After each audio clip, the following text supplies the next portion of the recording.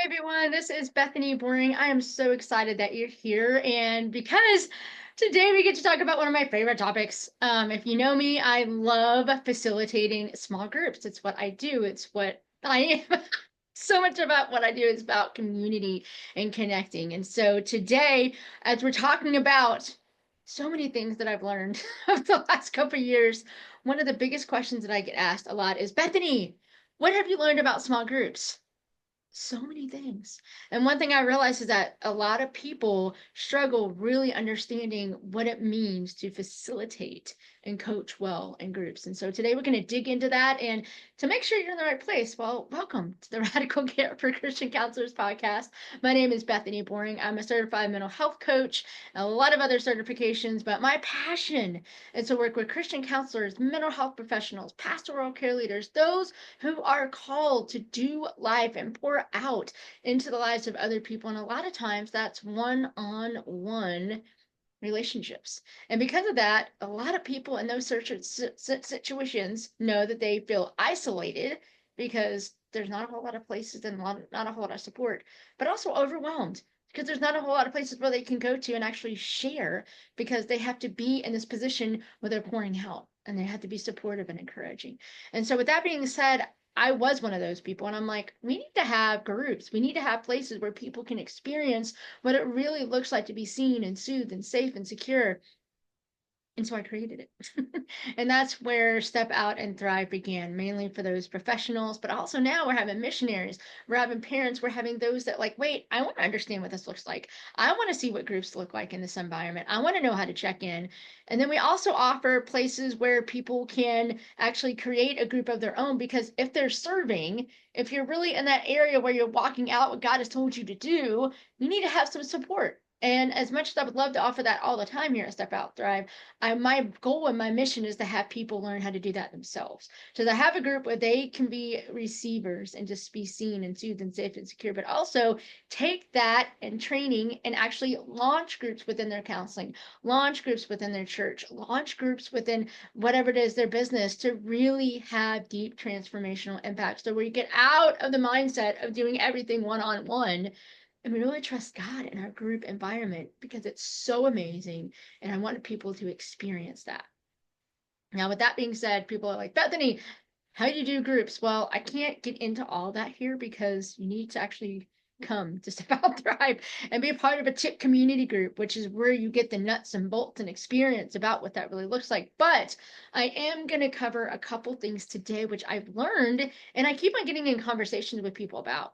I get to help out in many different environments. Sometimes I get to do facilitator support in different organizations. Sometimes I get to work with our current Step Out and Thrive and Tip community group leaders.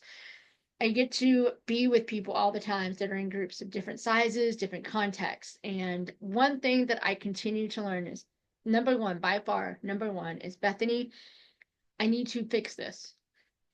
That feeling of I need to fix, I need to make sure I have everything together. It's up to me too. Anytime we are in a group, whether we're a coach, whether we're a facilitator, even if we're leading, we cannot do the work for our participants. Let me say that again. We cannot do the work for our participants. And we have to go in and realize there are going to be people in our groups who are not willing to come alongside the way that we want them to come alongside. Because imagine that the world doesn't revolve around us. Maybe you needed to hear that. I need that, reminder once in a while from God as well. But here's the thing, a lot of times as leaders, as facilitators, as group coaches, we put so much pressure on ourselves. And God's like, what part do I have in all of this? Right? And so one thing that I've worked a lot of times with leaders, and it takes time. This is not one thing that you click off this podcast and go, oh, Bethany, I got it. Okay. I'm not going to take responsibility anymore. Can we be real? When we are in a group and we're practicing and we are showing up week after week to these groups, we actually do take on a lot of responsibility, if not ours. It's our responsibility to show up on time. It's our responsibility to create an atmosphere where people can connect. It's our responsibility to give our people what we told them that we're going to give. There is an element where we have to show up and be responsible, like we told. But again, we cannot carry the outcome of the group on our shoulders. We can give it to God, but we can also remind those group members that they get to get as much or as little out of the group as what they put in. I always focus on challenge by choice in a lot of my groups. That meaning, hey, this is an opportunity for you to step out of your comfort zone a little bit. And it's challenge by choice. It's your choice. If you choose to step out, I will gladly meet you in that place. If you choose to stay where you're at, I will gladly meet you in that place here. But this is a challenge right now that you get to choose. And you may not get it back. I don't know if I'll be doing the same challenge next week, but I'll be with you no matter what. That is a lot more truer than telling someone you need to do this or you're not going to get X, Y, and Z. Because A, we can see that, but God's much bigger than what we promise, right? And B, it allows that person ownership over their journey. And we should never take that ownership away from the people that are in our groups. So both and. One, you get to take a break and you do not have to take all of the burden on yourself. Just take a breath with that, right? Whew. And number two, we can put some of that responsibility back on the members of our group. And again, we can present it in such a way that, hey, this is a challenge. I will meet you here, but also, if you choose not to, I'm with you there too. Be with your people. The other thing I want to tackle today is, and one thing I've had to learn, is I don't care if you're a coach or a leader or a teacher, when you're in a group, you have to facilitate. You have to facilitate. Meaning people in group settings want to connect many times. I'm talking about small groups. I'm not talking about, go to a group on Sunday morning. Like that's, if you're in a church with like hundreds of people, that's gonna be hard to do.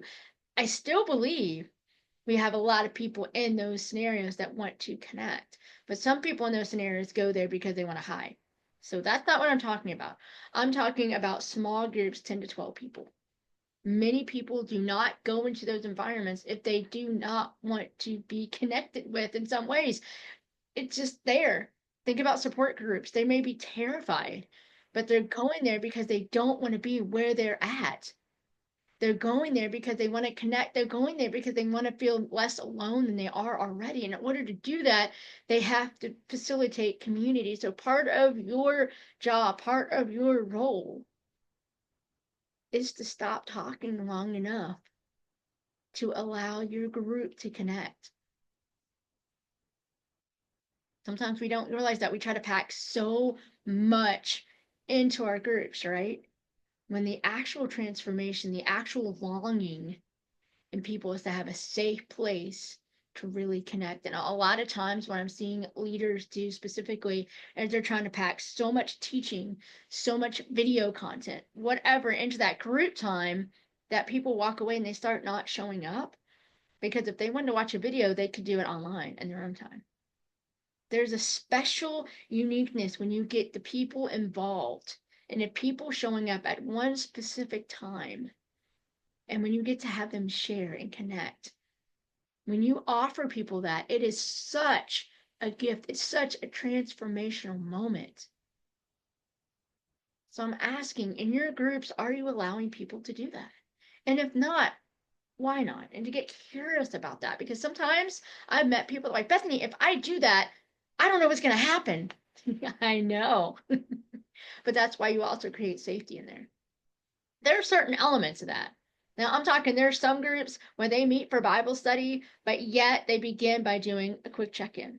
And they have safety around that. That's a very basic way. Turn to your neighbor and just check in. Okay, there's an element of safety in that because that's not an ordinary everyday thing. There's also groups that I lead that we go really, really, really, really deep, and there's certain setups that we have to do to make sure everybody feels seen and safe and secure, and it's honored and in a space where people really can go as deep as they want to go and actually show up the next week and feel the same way. With that being said, do you offer a place for people to connect?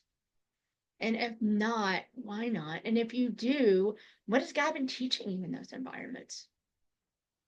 So I hope you are walking away with these two ideas, these two things keep on coming back and forth. I feel like I could have done a whole entire book on both of these, but these things come up a lot. I see leaders that are just so overwhelmed and so stressed because they're trying to get a group moving in a certain way and they're not doing what they want them to do. And they feel like a failure. That happens a lot. That's the first thing that we talked about. And then the second thing is they're doing groups, but the people aren't coming back. And I'm like, are you asking them to talk? Are they sharing? Is there safety represented in that group? What did that look like? And so there's a lot of curious questions that I have for that as well. So what I'm challenging you to do is take the burden off yourself. And that doesn't always happen overnight, and it won't happen overnight. But also get curious about what you're allowing the freedom of the group to look like and what you're wanting God to do and how the transformation you want to see looks like and can look like. And have you really given that to God to do? So I hope this was some great things that you can have that think about and talk about this week. And as always, if you want to experience a group, and this is kind of at the ground level, that's why we started check-in Thursdays here at Step Out and Thrive. It meets every second and fourth Thursday on Zoom. So you got the safety to be online and you get to experience just a taste of a little bit about what these groups can look like and decide, okay, is this something that I want to experiment more with? Is this something that I want to check out? Do I need this in my life? Am I tired of trying to do life on my own? That's why we do this. And we also offer different levels where you can even get trained and really be able to launch your own group in different ways. Love to have you, love to meet with you, love to watch the burden come off of you. And I know, y'all know, I love it when people can connect the deeper levels and experience community and connection the way God has planned it to be. You are seen, you are heard, you are loved, you are right in the right place where God wants you to be used. If you want any more resources, you can check it out at bethanyboring.com. If you got any questions and would love for me to cover something on the podcast, email it to me at any time, bethany@stepoutandthrive.com. And with that being said, the tagline is, say it with me if you know it, dare to do more than just survive, step out and thrive. See you guys next week. Bye.